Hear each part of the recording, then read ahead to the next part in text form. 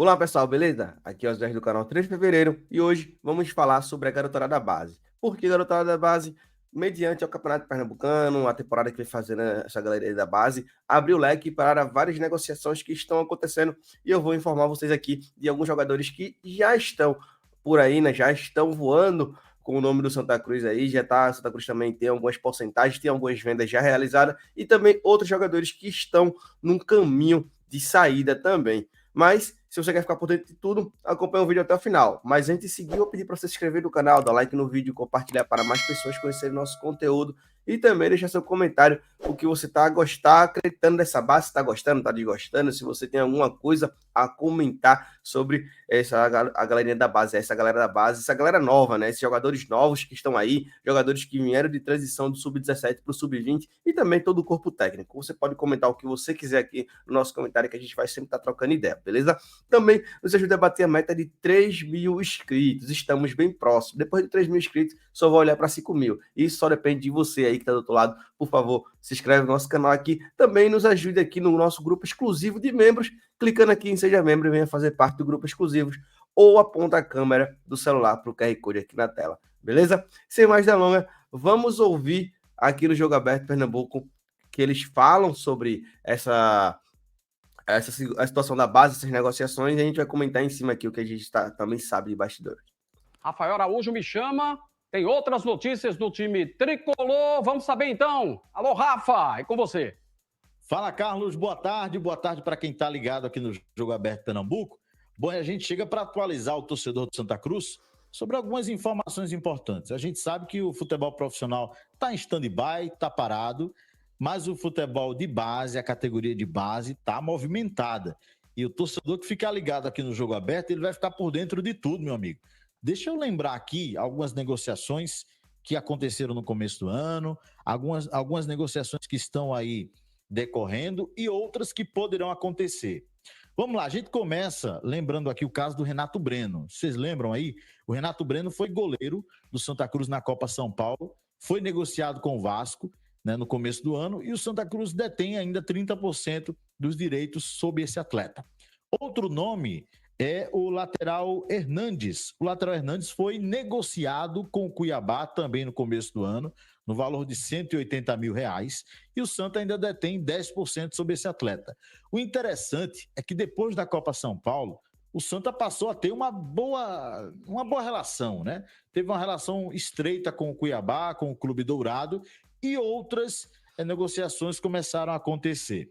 É o caso do meio atacante David, o volante Jonathan e também o atacante Lázaro. Esses jogadores foram emprestados ao Brasileiro Sub-17.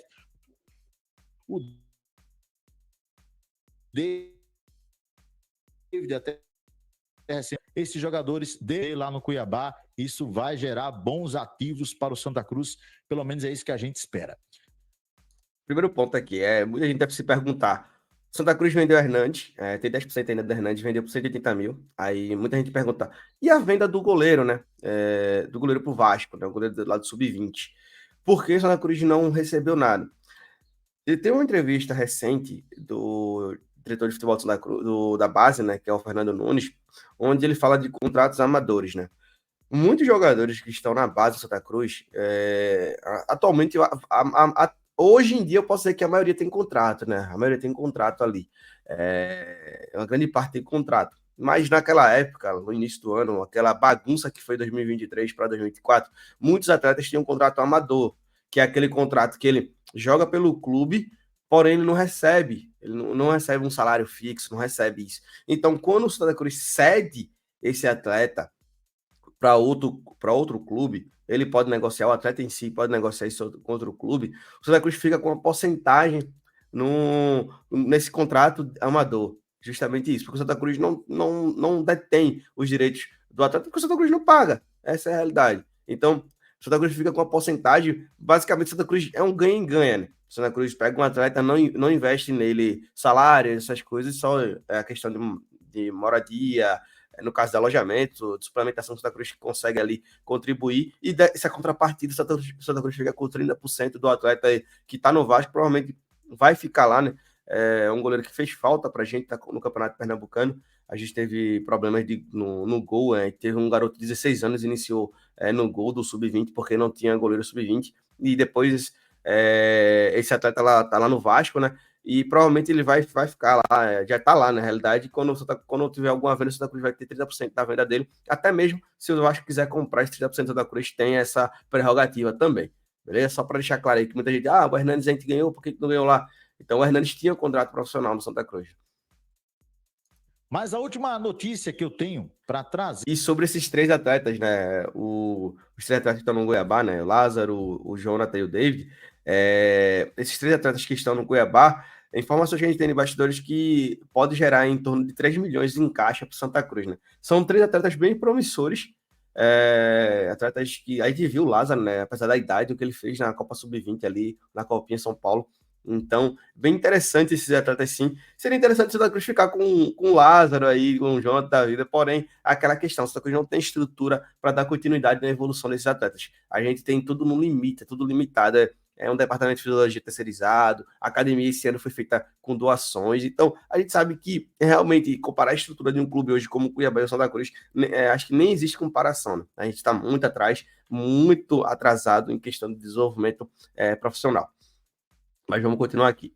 Trazer aqui para o torcedor do Santa é com relação a um destaque recente, o Vinícius Ora. O atacante Vinícius Ora, de 19 anos, destaque tricolor no Campeonato Pernambucano Sub-20, ele não se reapresentou com o elenco no começo deste mês, mas tá tudo em ordem, tá tudo em casa, não foi indisciplina do atleta, não.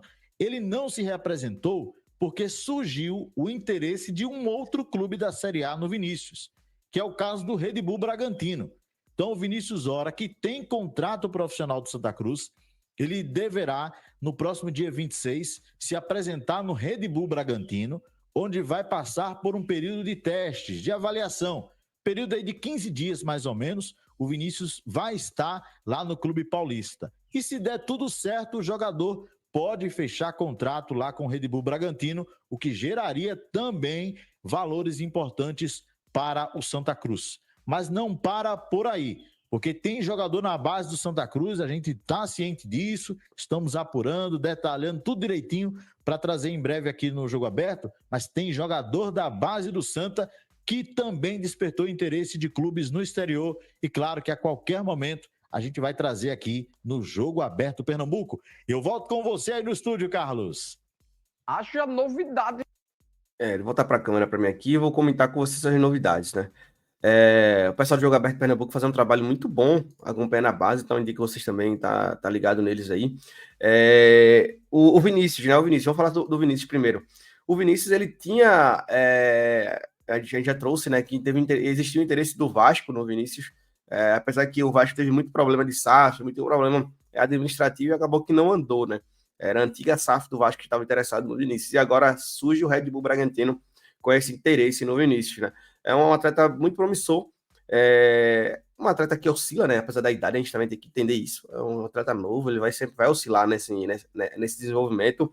É um atleta que o Santa Cruz tem contrato profissional, como já foi dito na reportagem, e a gente também tem que ficar de olho de como vai acontecer essa negociação. A gente vai acompanhar de perto, tá? Isso aí pode ficar tranquilo, vamos acompanhar de perto.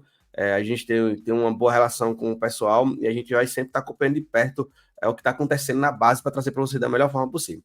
Sobre os atletas que estão com interesse de futebol, né? Existem atletas, muita gente queria nome aqui, também queria nome, eu fui atrás de nomes, mas o pessoal hesitou um pouco de passar nome, mas enfim, né?